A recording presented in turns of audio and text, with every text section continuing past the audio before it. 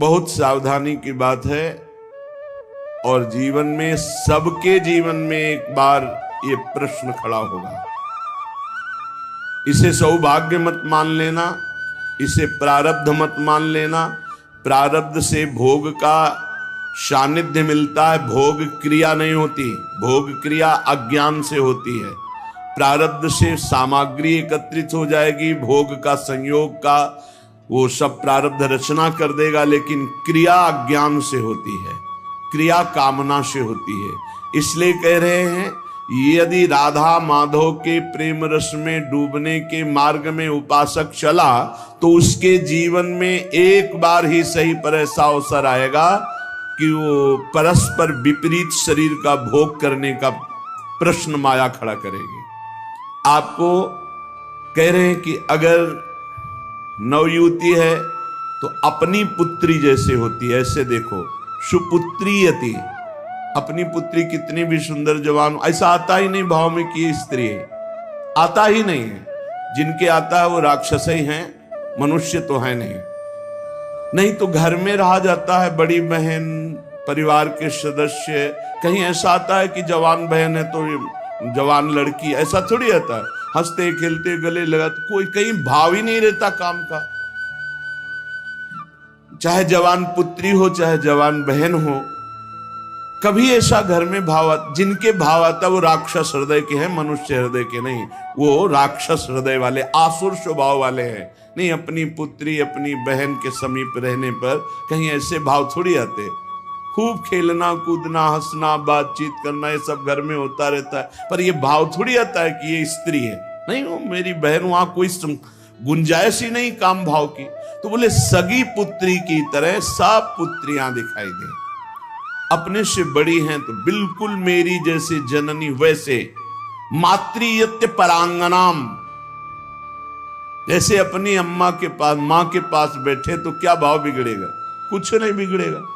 कैसा भी जवान लड़का हो, मां अपने ऐसे हृदय से लगा के दुलार करती है, समझाती है, बुझाती है, डांटती है। वहां काम भाव आता है क्या? मां के गले लगने पर, बहन के गले लगने पर काम भाव आता है क्या? बेटी को हृदय से लगाने पे काम। जब साधारण सांसारिक पवित्र भाव में काम नहीं आता तो तुम तो परम पवित्र भगवान के भाव वाले हो, तुम्हारे अंदर कैसे काम परास्त कर सकता है?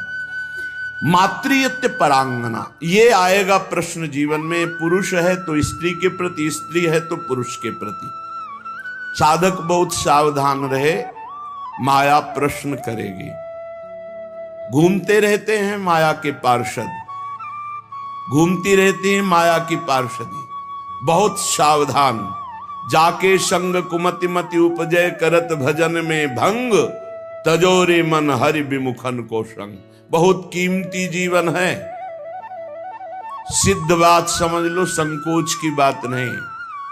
हरि को रिझाओगे तो वैकुंठ का द्वार, वृंदावन के दिव्य धाम का द्वार, साकेत द्वार, कैलाश धाम का द्वार खुलेगा। और जगत के शरीरधारी को रिझाओगे तो आखिरी द्वार वही है, मलमूत्र का, और कुछ नहीं। हमारी बात मान लो, संकोच करने की बात नहीं है।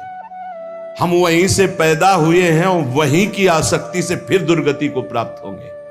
खुली बात है, देख लो, दो ही आकर्षण है, बढ़िया से बढ़िया खाने को मिले, भोगने को मिले। शिष्णोदर परायण शास्त्र कहता है, शिष्ण और उदर। उदर रसेंद्री से संबंधित है, शिष्ण जनेन्द्री से संबंधित है। बस जनेन्द्री और रसेंद्री के भोगों में पूरा दिव्य मानव जीवन बर्बाद। श्रीपाद कह रहे, यदि राधा मुरलीधर के प्रेम में मगन होना है, बहुत सावधान।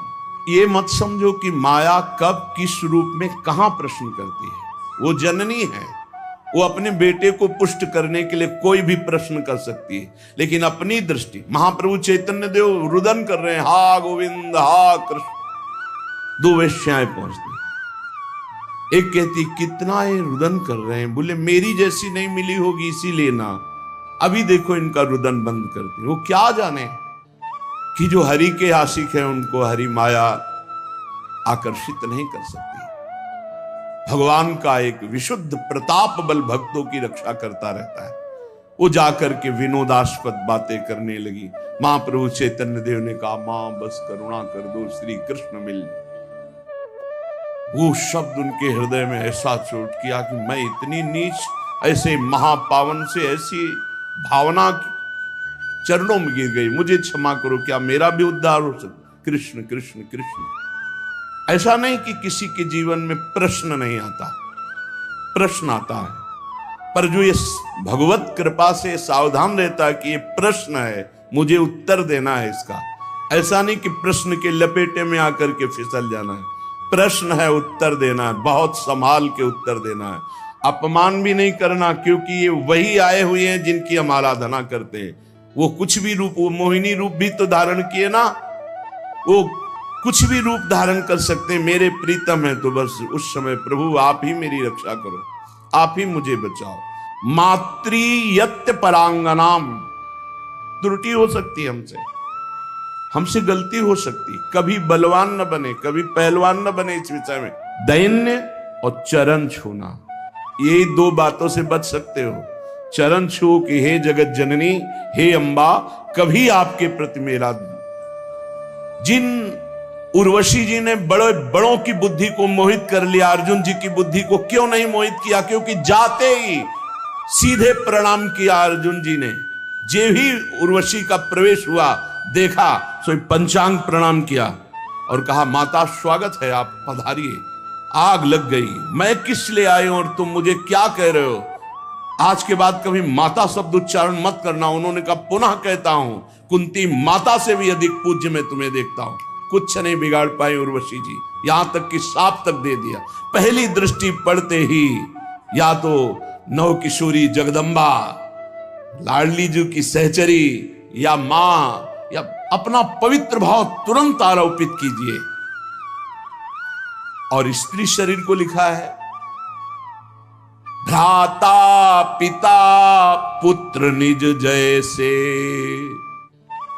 मध्यम परपति देखै कैसे। भ्राता पिता पुत्र निज जैसे, बराबर का है तो सगा भाई। क्या सगा भाई को देखकर काम जागृत होता है? क्या अपने छोटे बेटे को देखकर काम जागृत होता है? क्या पिता को देखकर काम जागृत होता है? भ्राता पिता पुत्र निज जैसे।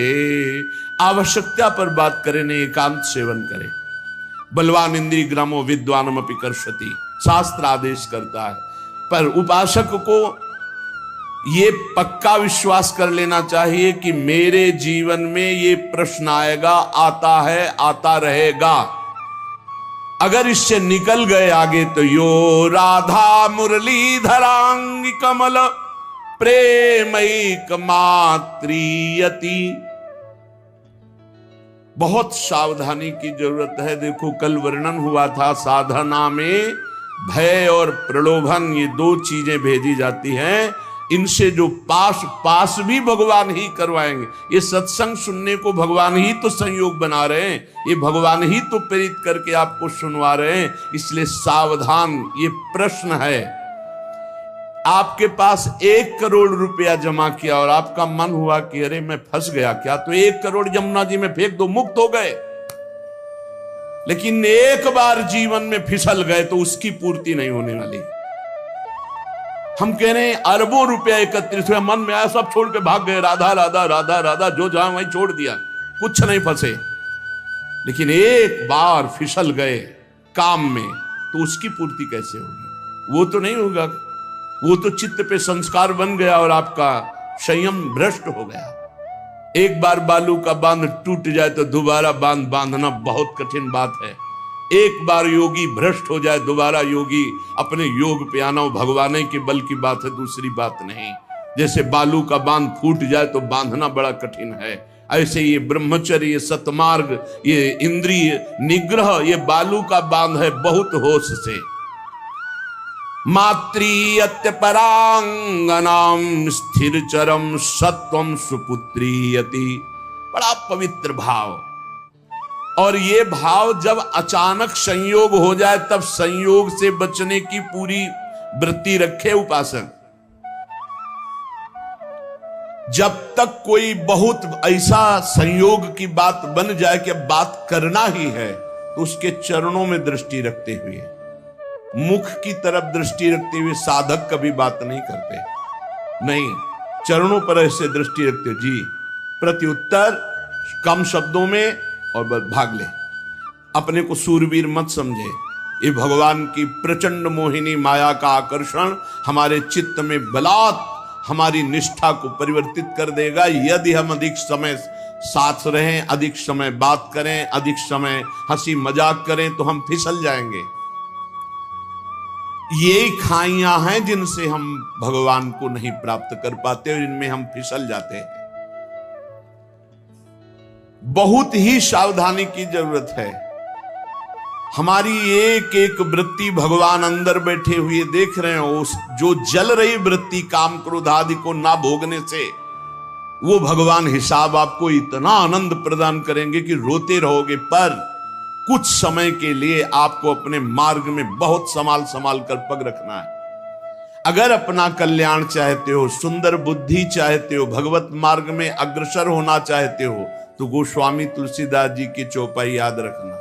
जो चाहे आपन कल्याणा, सुजस सुमति शुभ गति शुभ नाना, सो पर नारी लीलार गोसाई, तजौ चौथी के चंद की नाई। जैसे चौथ के चंद्रमा को देखने से कलंक लग ही जाता है, ऐसे ही जो पराई माता बहनों की तरफ ऐसी गंदी दृष्टि या बार बार मुख की तरफ देखना, तो हाव भाव आदि के द्वारा चित्त का आकर्षण होकर मलिन हो जाना स्वाभाविक है। जैसे चौथ के चंद्रमा को देखने से कलंक लगता है, ऐसे जो साधक अपना कल्याण चाहता है, सुमति चाहता है, शुभ गति चाहता है, उसे चाहिए कि चरणों की तरफ देखकर बात करे। ये जगत जननी जगदम्बा हैं, इनकी कृपा से हम परमार्थ पर विजय प्राप्त कर लेंगे। इनके प्रति हमें भोग्य बुद्धि, दोष बुद्धि, निकृष्ट बुद्धि का त्याग करना ही होगा, तब हम आगे बढ़ पाएंगे। गोत्रीयत्यति तर्जना दिशु महा, मित्रीयति द्वेषिषु। यदि हम भगवत मार्ग में चल रहे हैं, कोई हमारी निंदा करता है, तर्जना करता है, तो जैसे अपना भाई, अपना घर का, अपने गोत्र का, परिवार का कोई लड़ाई झगड़ा करे, तो ऐसा अरे घर का आदमी कोई बात नहीं, ऐसे टाल देते हैं, ऐसे भाव रख लेते हैं। या हम भाव रख लेते हैं भगवान के द्वारा विधान किया हुआ भेजा गया है, कोई हमारे प्रारब्ध का क्षय हो रहा है, और जो हमसे विद्वेषी, उसे हम महामित्रवत भाव रखें। नहीं, हम में और संसारी पुरुष में क्या अंतर। करत जे अनुशहन निंदक, तीनों पे अनुग्रह करो। अपने शरीर को जैसे हम प्यार करते हैं और दूसरे शरीर से हम उदासीन रहते हैं, ये संसारी पुरुष का लक्षण है। और भक्त अपने शरीर से उदासीन रहता है और दूसरे शरीरों के दुख को अपने शरीर जैसा मानता है। ये भाव होता है। अपने शरीर में कष्ट है कोई बात नहीं, लेकिन दूसरे के शरीर का थोड़ा भी कष्ट उसके हृदय में पीड़ा पहुंचा देगा। पूज्य श्री भाई जी हनुमान प्रसाद पोद्दार जी महाराज साधकों के लिए बहुत अमृतमय वचन लिखे हैं। भगवान को प्राप्त करना है तो तीव्र अभिलाषा जागृत करो। नाम जप से, सत्संग से, सदाचरण से, दूसरों की सेवा से, पवित्र शरीर, पवित्र मन, पवित्र विचार, पवित्र वाणी, तो परम पवित्र सच्चिदानंद भगवान की प्राप्ति की अभिलाषा साधु संग से निश्चित जागृत हो जाएगी। अन्य कामना जब उत्पन्न हो जाती है, तब भगवान की प्राप्ति की अभिलाषा नहीं हो सकती। भगवान ने कहा स्वयं कि जिसका चित्त भोगों ने अपहृत कर लिया है, जो भोगों में लगा हुआ है, जो भोग सामग्री संग्रह करता है, ऐसा व्यक्ति कभी निश्चय ही नहीं कर सकता कि मुझे भगवत प्राप्ति करनी है। भोगैश्वर्य प्रसक्ता नाम तया प्रहृत्य चेतसाम, व्यवसायत्मिका बुद्धि समाधो न विधीयते। वो कभी भगवान की प्राप्ति की इच्छा ही नहीं कर सकता है। इच्छा ही नहीं होगी ऐसी बात नहीं, अगर साधु संग हो तो वो भोग आदि का त्याग करके भगवत प्राप्ति की इच्छा जागृत कर सकता है, पर जब तक भोगों में लगा रहेगा तब तक भगवत प्राप्ति की इच्छा ही नहीं होगी। अन्य कामना वाला भगवत प्राप्ति की इच्छा नहीं रखता। अनन्य कामना जिसकी है श्री भगवान से, उसके हृदय में इच्छा जागृत होती है, अब मुझे भगवत प्राप्ति करना है।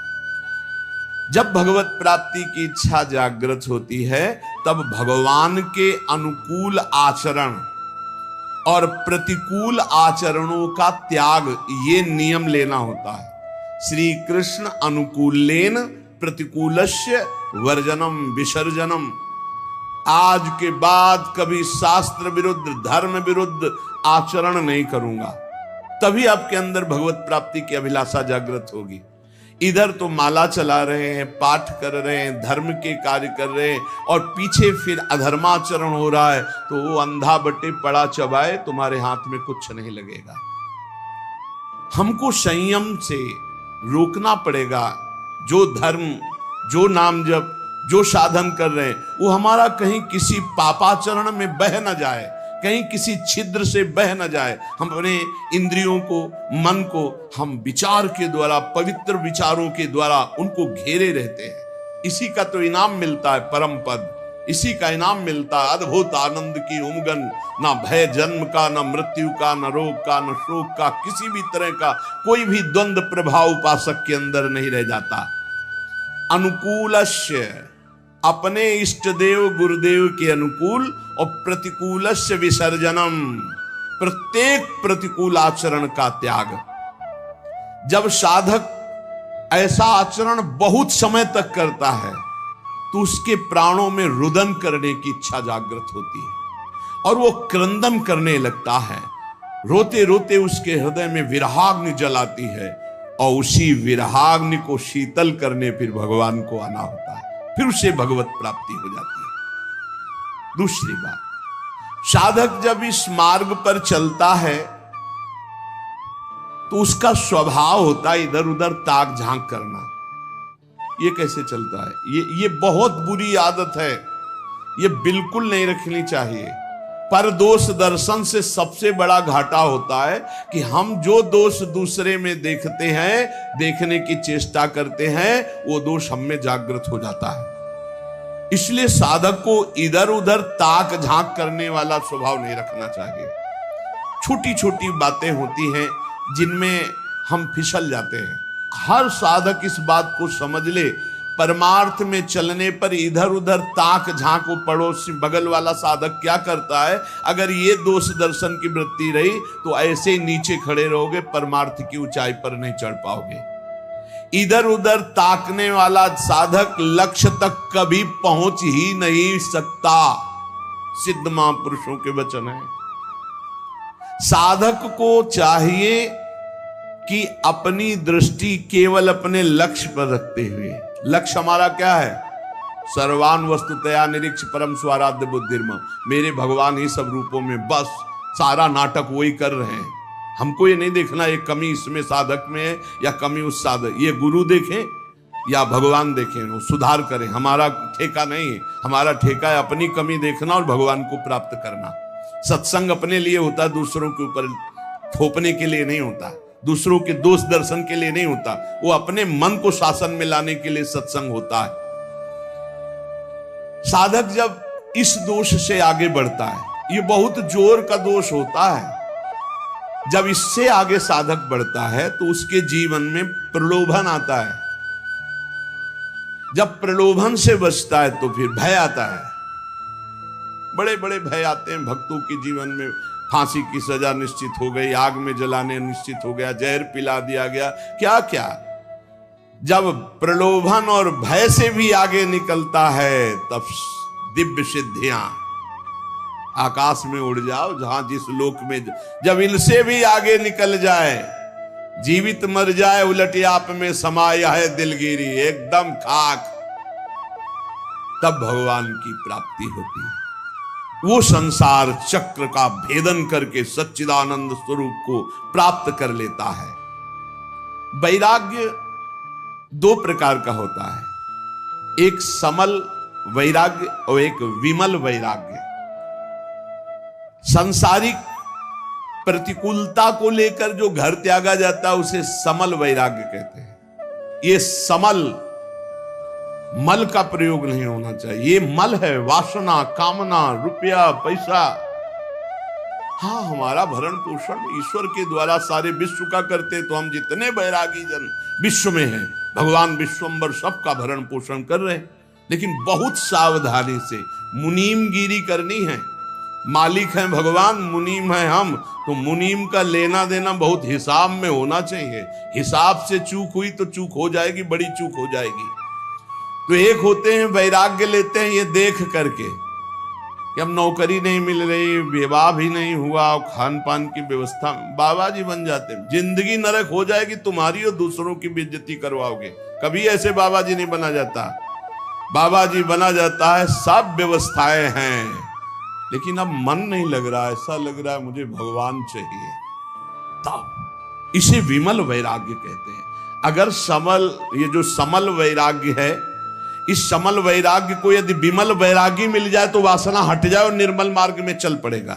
ऐसा नहीं कि उसका कल्याण नहीं होगा, पर है बहुत गड़बड़। वैराग्य के दो रूप है, एक समल वैराग्य, एक विमल वैराग्य। समल वैराग्य होता है कि हर किसी न किसी विषय की अभाव स्थिति में बाबा जी बन जाना, वैरागी बन, बहुत खतरनाक, बहुत घटिया जीवन व्यतीत होता। बहुत घटिया हम शब्द में कह रहे हैं, लाख प्रकार से समझाओ उसको समझ में नहीं आता।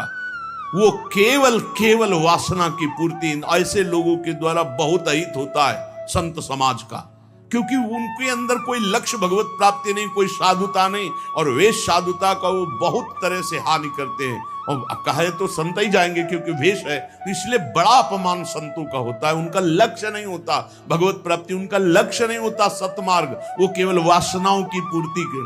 बहुत विचित्र होता है, ये भी सब देखा है। भ्रमण के समय भगवान बड़ी कृपा की तो सब भ्रमण में साधु पक्का हो जाता है।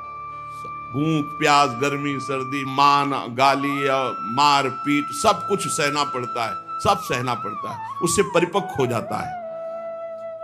तो जो किसी प्रतिकूलता को लेकर वैराग्य होता है वो समल वैराग्य होता है। ये ज्यादा दिन नहीं चलता, ये फंसे फंसाए, ये फंसी बिल्कुल फंस जाते हैं। मन जो है ये जब भगवान के लिए व्याकुल हो तब घर छोड़ना चाहिए।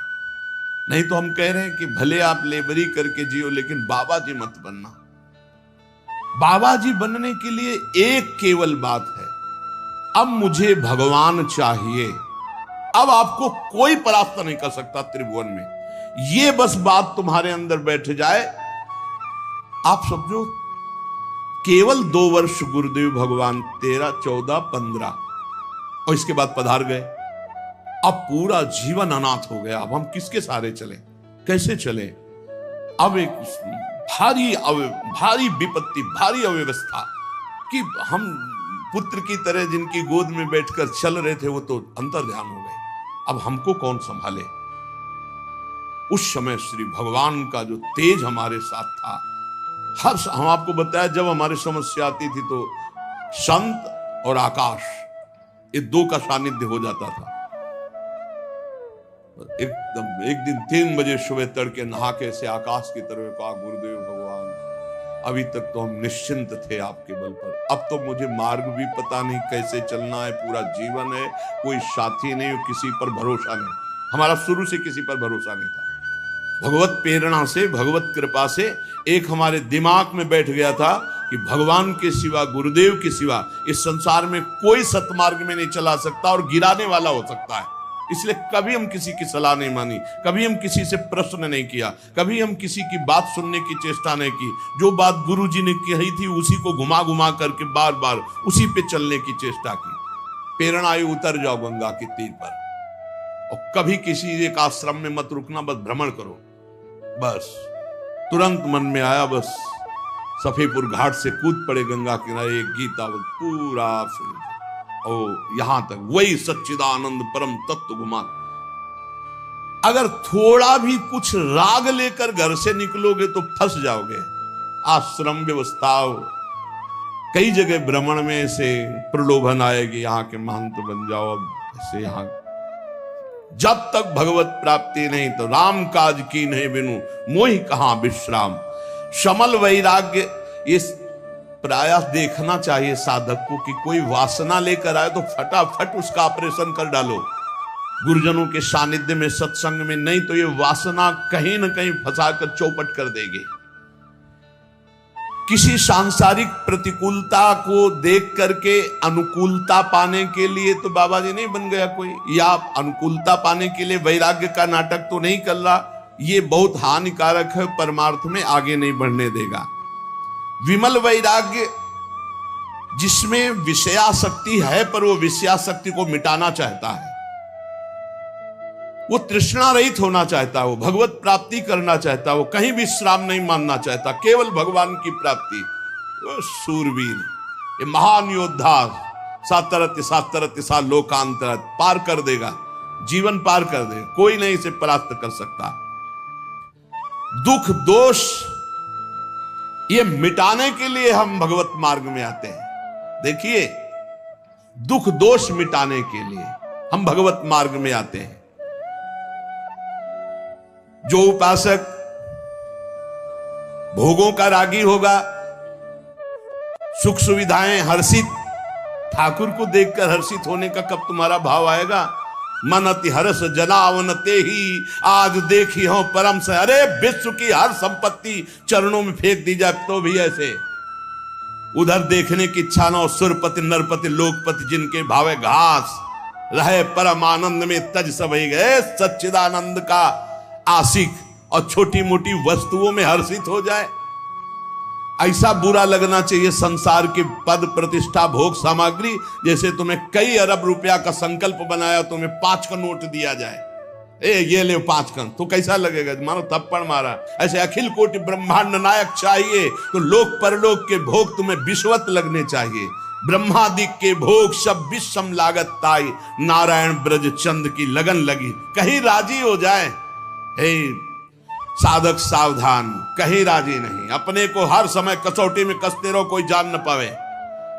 सब सुविधा होने पर आप अपने को कसौटी में कसो। तुम शरीर नहीं हो, तुम मन नहीं हो, तुम इंद्री नहीं हो। कभी कभी पूरा दिन भूखे रह गए, कोई जान न पाया। और दिनचर्या में फर्क नहीं पड़ना चाहिए। दिनचर्या में फर्क पड़े तो तुम साधु नहीं। दिनचर्या में फर्क न पड़े और अपने आप को कभी ऐसे कभी ऐसे, और खूब भजन परायण। और जब एक समाहित चित्त हो गया, एक संत के एक शिष्य थे तो शौच में भी नाम जप कर रहे थे। किसी ने देखा, जाके उनके गुरुजी से कहा, महाराज ये तो बहुत ही भ्रष्ट है। क्यों? बोले तो शौच में भी नाम जप करता है। ओ बड़ाई ना करके उसकी बुलवाया, शौच में नाम जप करते हो? गुरुजी ने कह दिया। दूसरे दिन ऐसे जवान पकड़ के शौच में बैठा, और वो जो दोष दर्शन करने वाले होते हैं वो सब, उनका एक चश्मा अलग होता है, वो छिद्रान्वेषण, दूसरों के दोष ही देखा करते हैं। दूसरे दिन वो गए, बोले महाराज आज तो मुंह में हाथ डाले बैठा, ऐसे ऐसे बैठा था। तो बुलाया और कहा, भाई वैष्णव होकर तुम अवैष्णव काम करते हो, शौच के समय ऐसा नहीं, मुख में हाथ क्यों डाले थे? तो रोने लगे, बोले गुरुजी आपकी आज्ञा भी नहीं टाल सकते और मुझसे नाम के बिना रहा नहीं जाता, इसलिए मैंने जवान पकड़ा कि जवान से नाम ना निकले। पर उस समय भी हृदय से चल रहा था, हृदय से लगा लिया और कहा, बेटा तुम्हारा जीवन धन्य हो गया। गुरु के मना करने पर भी नाम जब ना उनकी आज्ञा का पालन हो तो इसलिए जवान पकड़ लिया, पर खुल के कह दिया कि गुरुजी शौच में भी हृदय से नाम चल रहा, हम नहीं छोड़ पाएंगे। तो बोले यही जीवन का सार, और हृदय से लगा लिया। और छिद्रान्वेषण वाले को कहा, आज के बाद हमारे सामने मत आना, हमसे रहा ना जाए, हमको कसम दिला दी जाए तो भी ना रहा जाए। एक संत के पास एक गए, बोले 18 साल से आपने कहा था राम राम जप को, तो हमने जप किया, लेकिन हमको कोई दिव्यता तो समझ में आई नहीं।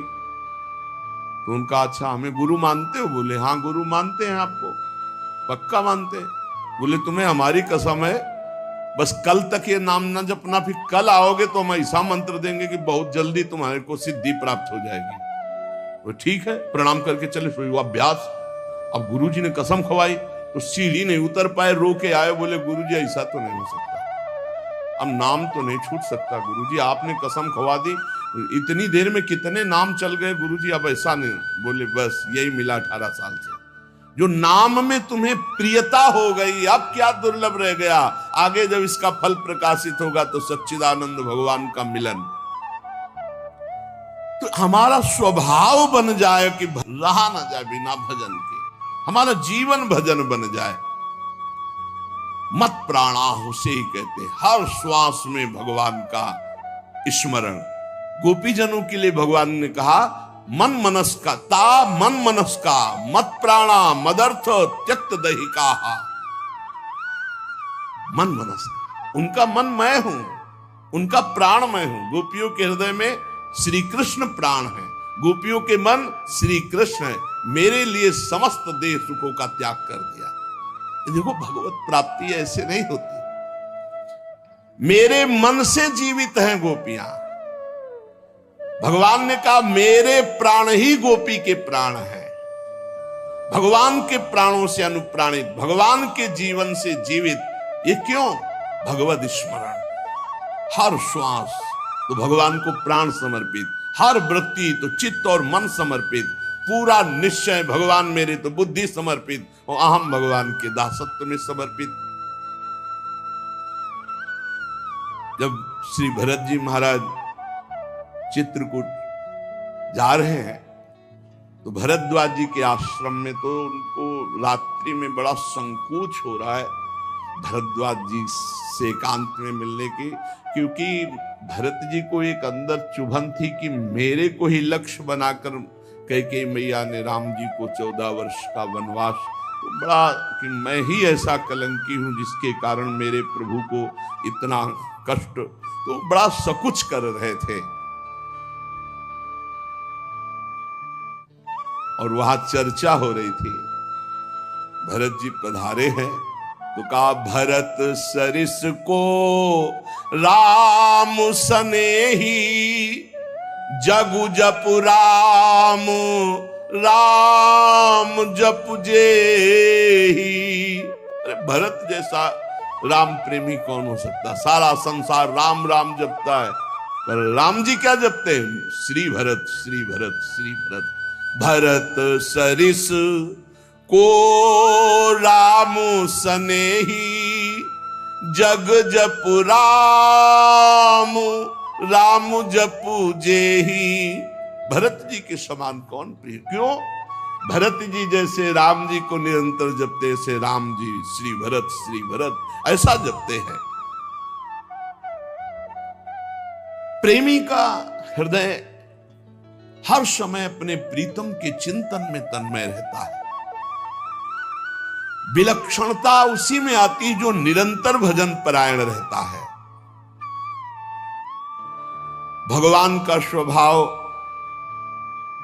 भगवान की महिमा, भगवान का प्रभाव उस भक्त के हृदय में उतरने लगता है जो निरंतर भगवत चिंतन परायण रहता है।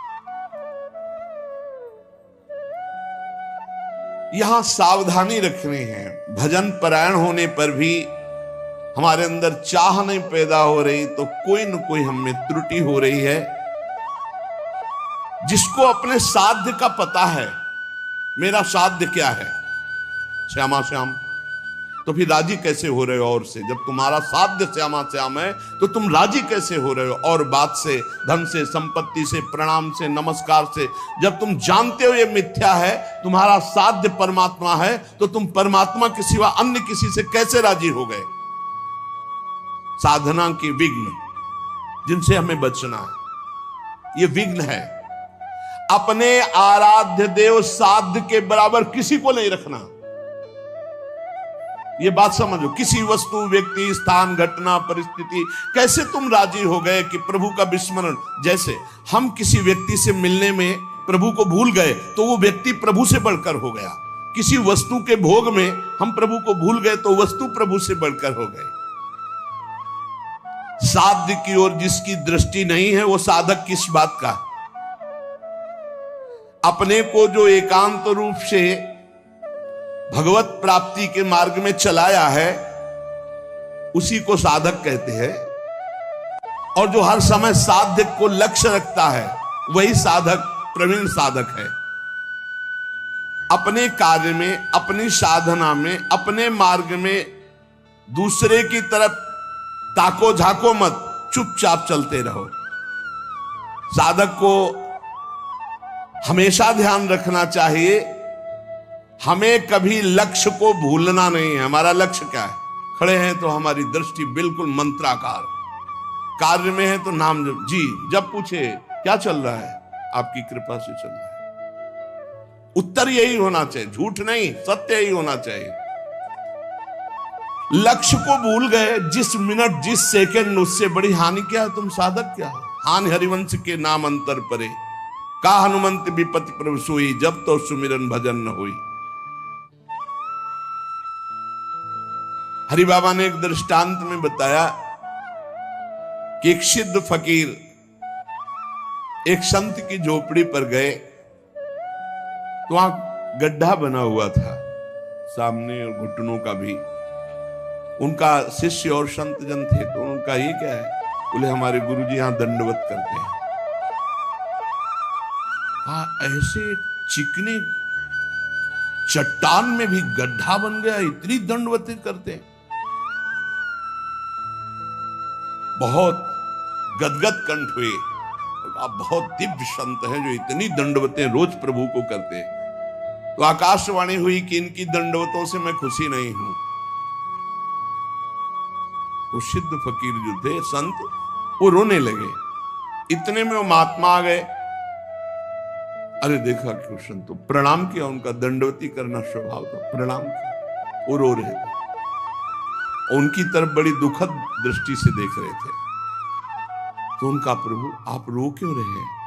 उनका तुम्हारे लिए रो रहा। हमारे लिए क्या परेशानी है? हमको क्या परेशानी? बोले आप इतनी मेहनत करते हैं, इतनी दंडवत करते हैं, और आकाशवाणी हुई है कि प्रभु आपकी दंडवतों से, नमन से खुश नहीं है। वो नाच पड़े। बोले सच्ची? बोले हाँ। बोले प्रभु ये तो बड़ी खुशी की बात है कि मैं दंडवती करता हूं, प्रभु को ये पता है, प्रभु देख रहे हैं कि मैं उनको दंडवती करता, इसमें रोने की क्या बात है? ये तो बहुत खुशी की बात है। वो खुश है कि नहीं खुश, इसका परिणाम मिलेगा कि नहीं। सबसे खास बात है कि हर दंडवत वो हमारी देख रहे हैं, हर दंडवत बड़ा आनंद से प्रफुल्लित होकर वो रोने लगे। आनंद शुरू इस बात से कि प्रभु मेरी हर दंडवत को देख रहे हैं, स्वीकार करें ना करें, लेकिन मेरी दंडवत को देख रहे हैं, मेरी साधना को देख रहे हैं। थोड़ी देर में यह आकाशवाणी फिर हुई, ऐ संत मैं तुम पर बहुत प्रसन्न हुआ, तुम जो चाहो मांग सकते हो। तो जो सिद्ध महापुरुष आए हुए थे उन्होंने कहा अभी तो आपने आकाशवाणी की थी कि इनकी बंदगी, इनकी दंडवत से आप प्रसन्न नहीं, अभी आप कहते हैं मैं बहुत प्रसन्न हूं, तो इतनी देर में कौन सी साधना हो गई? बोले इतनी देर में जो इनका अपनापन मेरे लिए है, उमंग है, वो इनकी जो जागृत हुई, उसी उमंग और अपनेपन से मैं बहुत प्रसन्न हो गया और इनकी साधना पूर्ण हुई। एक क्षण लगता है। हमको ये नहीं देखना कि इसका परिणाम क्या होगा। हमको अपनी दिनचर्या, अपनी नियमावली करना, इसी से भगवान भी कह दे मैं प्रसन्न नहीं, तो ये बात तो है कि आप देख रहे हो ना, बस इतनी बात बहुत है, आप देख रहे हो बस। शनै शनै रूपर में बुद्धिया धृति गृहीतया आत्म संस्तम मनः कृत्वा न किंचित चिंतयेत। धीरे धीरे ऐसा अभ्यास बनाओ, सब जगह से मन को बार बार हटाकर नाम में लगाओ और कुछ चिंतन ही न हो, अपने प्रभु का भजन। दूसरी किसी वस्तु, व्यक्ति, चीज का चिंतन ना होने पावे। जहां जहां मन जाए वहां वहां से हटा करके अपने लक्ष्य में, अपने प्रभु में। साधक धैर्यवान होना चाहिए, विश्वासी होना चाहिए, विचलित नहीं हो जाना चाहिए कि अरे बहुत प्रयास किया मन नहीं लगा। नहीं, हम प्रयास करते रहेंगे। जब हम रात्रि में टहलते हैं तो एक राधा राधा राधा राधा राधा राधा राधा राधा राधा राधा राधा राधा, ये ऐसे आवाज आती है तो कोई साधक करता है, बहुत अच्छा लगता है कि मानो 1:45 2 बजे नींद आ जाए, खड़े हुए बालकनी में नाम राधा राधा राधा राधा राधा राधा राधा राधा। अरे यहाँ मेहनत करनी, मेहनत करके प्रयत्न करके हमको अपना मन भगवदाकार बनाना, चिंतन परायण बनाना। बहुत अच्छा लगता है जब साधक कोई साधना में प्रवृत्त होता है। थोड़ा जाग, अपने स्वरूप पे जाग, इन सबको झटका मार।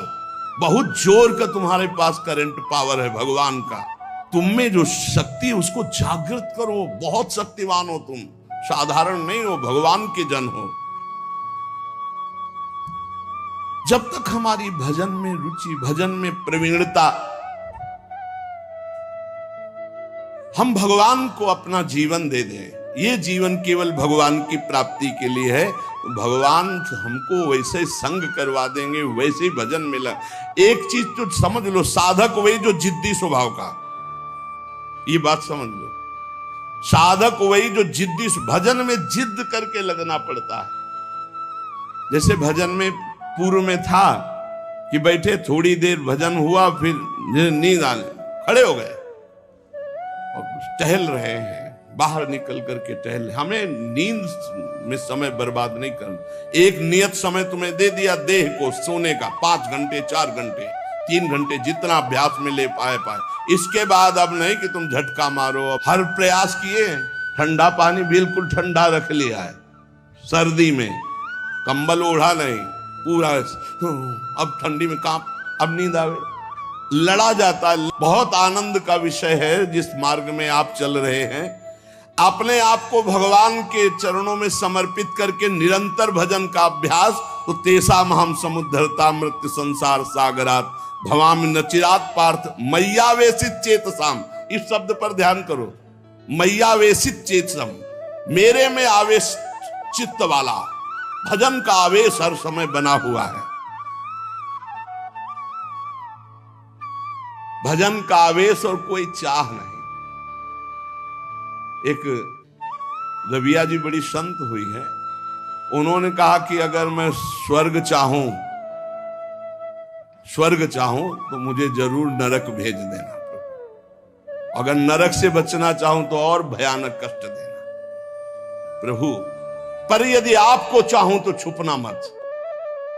अगर आपसे और कुछ चाहूं, सुख चाहूं तो दुख दे देना, स्वर्ग चाहूं तो नरक दे देना, अगर हमारी नरक न जाने की इच्छा हो तो और भयानक कष्ट दे देना। लेकिन यदि मैं भजन चाहूं और आपको चाहूं तो इसमें धोखा मत कर देना। मैं आपको चाहती हूं, आप हमारे हृदय की बात जानने वाले। साधक जब इस मार्ग में चलता है तो उसको प्रलोभन और भय, ये 2 चीजें माया भेजती है, ध्यान रखना। साधक इस मार्ग में जब चलता है तो प्रलोभन और भय, कोई भी हो, पार्वती जी तपस्या कर रहे हैं भगवान शंकर के लिए, भगवान शंकर से प्रेरित होकर सप्तऋषि आए। अब महादेवी ध्यानस्थ थी, जब ध्यान खुला तब प्रणाम किया और कहा, देवी आप तपस्या में संलग्न है, बहुत कठोर तप कर, बहुत कठोर तप, सूखे पत्ता एक ऐसे बिल्व पत्र पा लिया, बस अपर्णा नाम पड़ा माता जी का, बहुत कठोर तप। किसके लिए कर रहे? तो उनका भगवान शंकर को पति बनाने की। हंस पड़े सब। हंस पड़ना होता है मानो उपहास करना किसी बात, भगवान शंकर को पति। अरे बरगद के पेड़ के नीचे रहते हैं महाराज, चिता की भस्म लगाते हैं, बागंबर धारण करते हैं, कोई इतनी बड़ी तपस्या। देखो, हम वैकुंठनाथ भगवान श्री हरि से आपका ब्याह करा देंगे। पार्वती, कोटि जन्म लग रगर हमारी, बरौ शंभुनता राव। साधक प्रलोभन नहीं, प्रलोभन नहीं। प्रलोभन क्या हुआ? वैकुंठनाथ। प्रलोभन नहीं, भय, भय दिखाया। जब ध्रुव जी महाराज चले तो नारद जी आ गए, भय दिखा, अरे महामुख प्रहलाद जी, नारद जी, बड़े बड़े महाभागवत, इनके जीवन में देखो प्रलोभन भय किस किस कोटि के आए, लेकिन अपनी निष्ठा छोड़ी। दुलार करता हुआ हिरण्यकश्यप कहता छोड़ दो इस हरि की बात और जो तू चाहे प्राप्त कर ले। और भय तो कितना भयानक दिया। साधक जब इस मार्ग में भजन की जिद पकड़ लेता है, तब उसके हृदय में पूर्व में जो भोग इच्छा रही है, बहुत ध्यान से सुनना, वो फ्री भोगने को एकांत में मिलने का संयोग माया बना देगी। प्रलोभन पूर्व में कोई भी भोग इच्छा रही है, सबसे पहले भजन की तन्मयता में वो भेजी जाएगी। भोगो इसे, फ्री, कोई विघ्न नहीं। आपको लगा हाँ ये तो मैं चाह ही रहा था, मारे जाओगे। आपका भजन लुट जाएगा, वो वृत्ति लुट जाएगी। भोगेश्वर प्रसक्ता नाम तया प्रहति चेतसाम व्यवसायत्मिका बुद्धि समाधो न विधीयते। आपका थोड़ा सा अच्छा भजन होने लगेगा तो आपके पास भेजे जाने लगेंगे लोग। ध्यान से सुनिए, बड़े भजनानंदी, लियो सेव, अंगूर, ये ले, वो ले, ये रुपया की गड्डी, कभी कोई जरूरत हो फोन नंबर ले, ये ले फोन हो। उसमें ये भगवान की माया आपके भजन की एकांतिक वृत्ति को छीनने के लिए व्यवस्था भेज रही है। ये तुम्हारे भजन का फल नहीं है, भजन का विघ्न है। बहुत से भक्त बनने लगेंगे, आपका पूजन करने लगेंगे। बहुत खतरनाक खेल है, बहुत समझ के। पूजा अच्छी लगने लगी, फल फूल अच्छे लगने लगे, रुपया पैसा अच्छा लगने लगा, फोन नंबर अच्छा। अरे भाई, जिनके पास फोन है अब उनको दूसरे की जरूरत क्या है? असंगोहम पुरुषा, अकेले रहकर पूरे विश्व का सब भ्रमण करो, उसी में सब चीज है। इतने इतने बच्चे हैं, सब ज्ञान है उनको, पूरा विश्व का ज्ञान है मोबाइल भगवान की कृपा से। अगणित रूपों में आपके पास भजन का विघ्न भेजा जाने लगेगा जब आपका भजन सही होने लगेगा। कुछ तो बड़ाई करने वाले भेजे जाएंगे, मोचू पड़ी बोलने वाले। बचना चाहिए इसों से, जलन पैदा होनी चाहिए। जब माया ये जान लेती है कि भगवान बनना चाहता है, तो वो मायापति तो सिर्फ भगवान ही है, वो ऐसे प्रश्न फेंक देती है कि वो अपने आप चिल्लाने लगता है कि मेरे जैसा आदम कोई नहीं है। बड़ाई सुनकर अच्छी लगने लगे। साधन मार्ग के पथिक को बच के, साधन की सिद्धावस्था है, सबके चरणों में वंदना करो, सब इष्ट रूप है, हम सबके दास हैं। शो अनन्य गति जाके असमति न टरे हनुमंत, मैं सेवक सचराचर रूप स्वामी भगवंत। कहीं धोखे में मत आ जाना। मान देने वाले, पूजा करने वाले, फूल चढ़ाने वाले, प्रलोभन देने वाले, ये तुम्हें भ्रष्ट करने आए हैं, तुम्हें ऊंचे उठाने नहीं आए। ध्यान रखना। जो बड़ी बड़ी बातें आपके सामने प्रशंसा की करें, आप सुनो तो जान लेना ये भ्रष्ट करने के लिए माया ने भेजा है। ये माया का पार्षद है। मुझे राधा राधा राधा राधा, सावधान, हे हरि बचाओ, हे प्रियाजू बचाओ। अगर इनसे बच गया तो आगे सिद्धियां आती हैं। सिद्धियां किनको आती हैं? जो इन सब से बच गया। अगर सिद्धियों से बच गया तो बड़े बड़े देवता हाथ जोड़कर खड़े हो जाते हैं और कहते हैं आपको जो सुख चाहिए, आप देवलोक चलो, अभी आपको भ्रमण कराते हैं, आप जो सुख चाहिए। जब मृत्यु लोक चाहो, मृत्यु लोक में कोई जान नहीं पाएगा। जब चाहो देवलोक, जब चाहो जिस लोक का भोग, क्योंकि भगवान को प्राप्त करना चाहना, भजन करना, भगवान को प्राप्त करना चाहना, तो उसकी चाह को बदलते हैं। देवता लोग हाथ जोड़कर खड़े हो जाते हैं। बड़े बड़े देवता लोकपाल उसके सामने आने लगते हैं। आप वरुण लोक चलो, आप इंद्र लोक चलो, आप वायु लोक चलो। साधक भय और प्रलोभन आखिरी तक, जब तक भगवान के दर्शन न हो जाए, कुछ स्वीकार न करे, इनसे बचा रहेगा तो भजन सफल हो जाएगा। एकनिष्ठ साधक ही जीत सकता है इन प्रलोभन और भय से। अपने गुरुदेव को आदर्श मानकर बस उनकी आज्ञा पर छुप करके, अपने आप को छुपाकर भजन करके भगवत साक्षात्कार कर ले। फिर भगवान जब करवाना चाहते हैं जगत मंगल, फिर वो सारी जिम्मेवारी उनकी होती है। हमारा मार्ग कैसा है ये हमें केवल गुरुदेव से देखना है और किसी व्यक्ति से सलाह नहीं लेनी। फिर हमें कोई बुरा कहता रहे तो हमें कोई परेशानी नहीं, क्योंकि हम गुरुदेव से मिलकर चल रहे हैं बस।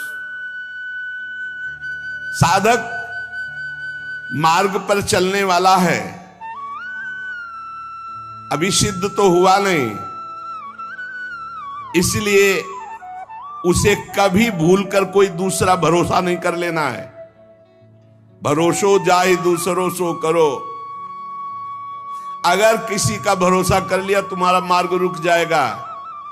भरोसो जाहि दूसरों सो करो। मोही तो सावन के अंधे जो सूझत रंग हरो ही हरो। हमारी महारानी, हमारी लाडली जो जैसे रखे वैसे हम महानता आनंद का अनुभव करेंगे। दूसरे से नहीं, बने तो रघुबरते बने, बिगड़े तो भरपूर। तुलसी और अंते बने ता बनवे पे धूल। अनन्यता, निष्ठा, इष्ट प्रियता। जिसने संसार में किसी और का भरोसा कर लिया, बस बहुत बहुत बदल जाता है। हाँ, बहुत बदल जाता है। साधन को बदलते देर नहीं लगती। जहां साधक चूक कर देगा तो साधना बदल जाएगी। साधना होने लगेगी मान की, प्रतिष्ठा की, भोगों की। आप सच्चे गुरु, सच्चे आचार्य के बन करके चलो तो आगे ही आगे मार्ग आपको प्रकाशित करते चले जाएंगे। गुरुदेव पूछने की जरूरत नहीं, आगे का मार्ग खुद दिखाई देने लगता है। सच्चे साधक को मार्ग पूछना नहीं पड़ता, ये अध्यात्म में अपने आप आगे प्रकाशित होने लगता है। सफलता आपके चरण चूमेगी यदि सावधान रहे तो। अगर इन विषयी पुरुषों के फसाव में आकर फंस गए, भटक गए, तो फिर बदल जाएगी, साधना बदल जाएगी। परमार्थ में बहुत सावधान। एक भी जीवन भर कोई अपना नहीं होना चाहिए, पूरे विश्व में कोई पराया नहीं होना चाहिए। ये चतुरता उपासक की। एक भी पूरे जीवन में अपना नहीं होना चाहिए, पूरे जीवन में, और पूरे विश्व में कोई पराया नहीं होना चाहिए। समझ लो, जो सबसे परे सबसे भरे उसका सेवक कितना प्रवीण होता है। साधक साधना में सावधान, उसके बीच में प्रलोभन आएंगे भगवत प्राप्ति के बीच में, चाहे वो सिद्धियों का, चाहे देवताओं का हो। लोक की तो बात ही क्या, केवल अपने इष्ट के लिए जो धुआंधार भजन में लगा हुआ है, कहीं विश्राम नहीं, कहीं कोई चाह नहीं, वो निकल जाता है। सालोक के सारिष्ट सामीप्य सारूप्य एकत्व मप्युत दीयमानम न ग्रहणंति बिना मत सेवनम जना। भगवान का भक्त इन मोक्ष सुखों को स्वीकार नहीं करता। सिद्धियां और देवता या अन्य सुखों की तो बात जाने दो। ध्यान रखने की बात है कि अनन्य प्रेमी, अनन्य भजनानंदी ही भगवत साक्षात्कार करता है।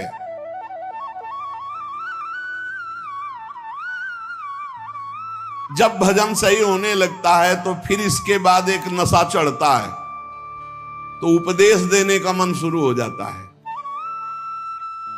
बहुत उत्तम महापुरुष है भाई जी महाराज। साधक को बचाने के लिए छोटी छोटी सी बात को उपदेश लोगों को दे करके, अपने को श्रेष्ठ समझ करके वो भजन से उतरने लगता है। जीवन आपको याद होगा पीछे सुमति, जब नरकों के चरित्र का जो, उसमें सुमति जी का इसी में परमार्थ बिगड़ गया था।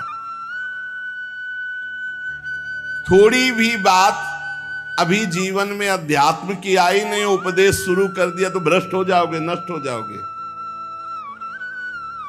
एक संत गए थे श्री सीताराम ओंकार नाथ जी महाराज जी के पास, तो देखा और कहा कि क्या करते हो? तो उन्होंने कहा कि उपदेश कर, प्रवचन।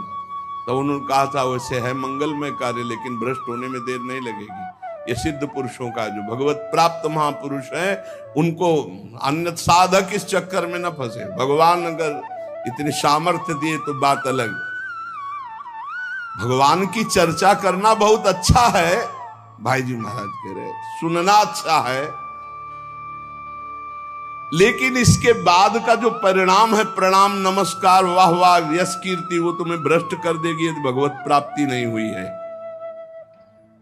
बहुत बुराइयों को अवकाश मिल जाता है प्रवचन करने वाले पर आक्रमण करने का।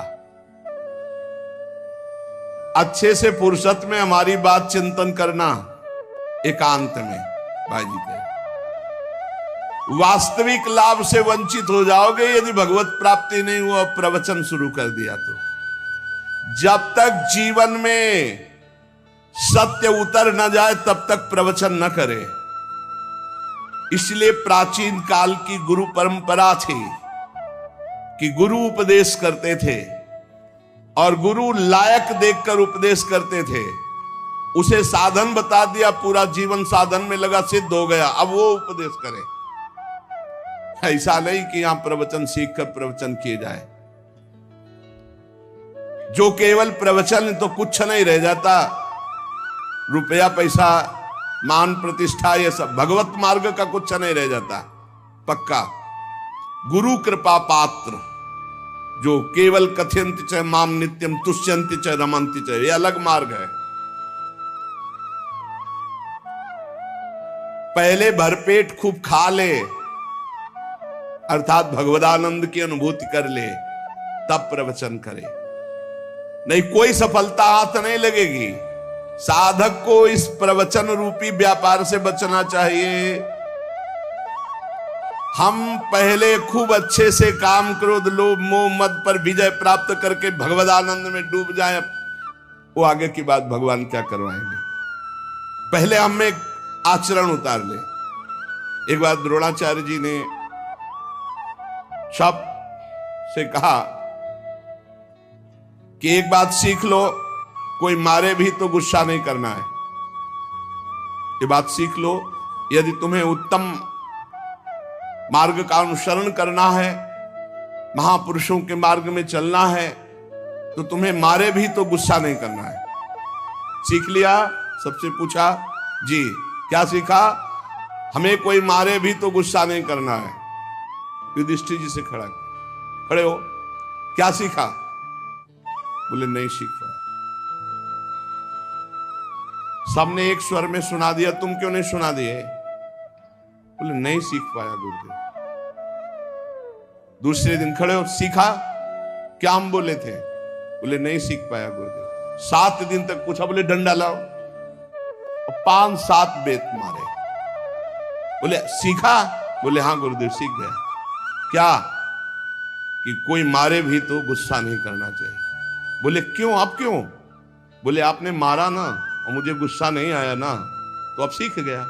हम केवल वाणी से थोड़ी बोलते कि मारे कोई गुस्सा, आपने मारा ना, अभी तक मारन लगी नहीं थी, आपने मारा और मुझे गुस्सा नहीं आया, अब मैं सीख गया कि कोई मारे भी तो गुस्सा नहीं। अर्थात जो उपदेश है वो पहले आचरण में आना चाहिए, वो हमारी परिपक्वता होनी चाहिए। धर्मराज युधिष्ठिर कभी मिथ्या नहीं बोलते।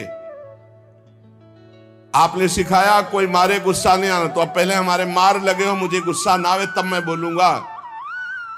कोई मारे फिर भी गुस्सा नहीं आना चाहिए। तो हर रोज हम बड़ी महिमा की बात कह रहे हैं, वही सत्संग सुनाते हैं, घुमा के, चाहे शब्दों का अंतर हो, सत्संग वही होता है। क्योंकि नई बात आएगी कहां से? शास्त्रों में जो है वही तो सुनाएंगे। परमार्थ की बातें घुमा फिरा कर हजार बार वही हम कहते हैं। कहने का तरीका भले अलग हो, लेकिन हजार बार वही बात हम कहते हैं। आपने स्वीकार किया जगत मिथ्या है, भगवान सत्य है? स्वीकार किया आज तक? नहीं। स्वीकार किया सब में भगवान ही भगवान है? नहीं। स्वीकार किया